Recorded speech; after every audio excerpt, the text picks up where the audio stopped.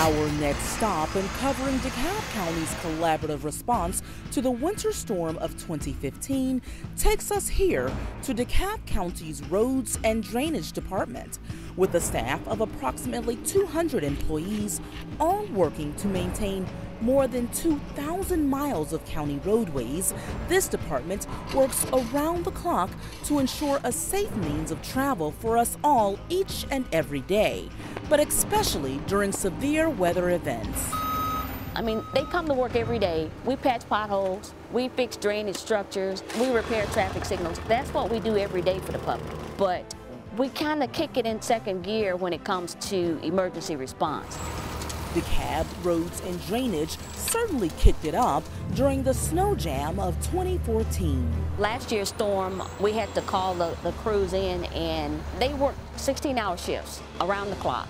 16 hours on, 8 hours off to rest. They stayed on site, they slept here, they ate here. That same commitment has continued to this year. Now it's shooting out sand as we speak. As the county prepares, these crews pre-treat the roads in response to the looming threats of the winter storm of 2015.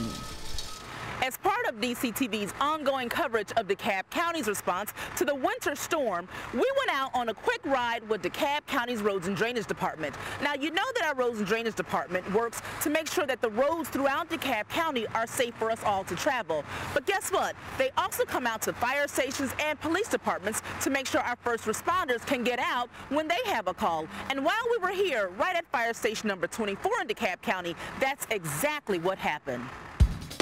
Talk to me about how you're clearing the path for your truck, certainly, but you're also clearing the path. A lot of times our first responders have to go out on emergency calls. Correct. They need a path clear. Correct. We do fire, we do the fire department, we do the police department. We make sure everybody that can, for its public safety concern, that we can move around. Everybody, the whole county can move around and help each other out. Just as 13-year veteran Roderick Hollenshed spread a mixture of salt and sand at DeKalb Fire Station 24, first responders raced out on the freshly treated road.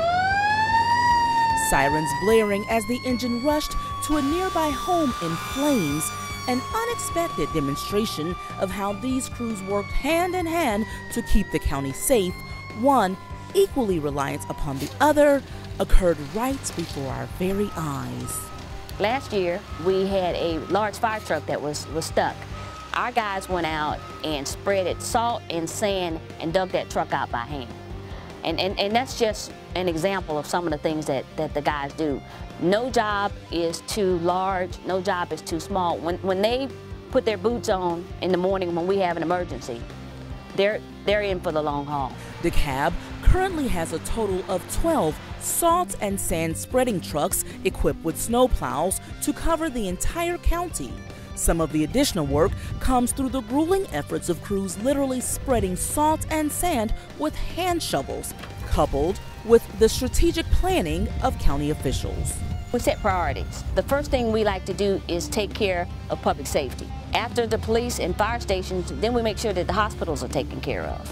Every hospital within the DeKalb County borders is salt and sand. After our emergency locations, then we take care of those primary locations that we always know we're going to have a problem with. Facing the brunt of the pending storm also requires planning. In this instance, the county used time as its chief weapon in response to the storm. We began preparation for the 2015 storm season at the end of the 2014 storm season. More than doubling the amount of salt and sand housed in this shed last year, DeKalb has 400 tons of salt and sand pre-mixed and ready to distribute, and an additional 1,000 tons of salt and a couple thousand tons of sand not yet mixed. An incredible feat, considering both elements were harder to come by this year due to the reluctance of northern agencies to sell their artillery in the event of a storm as heavy as last year.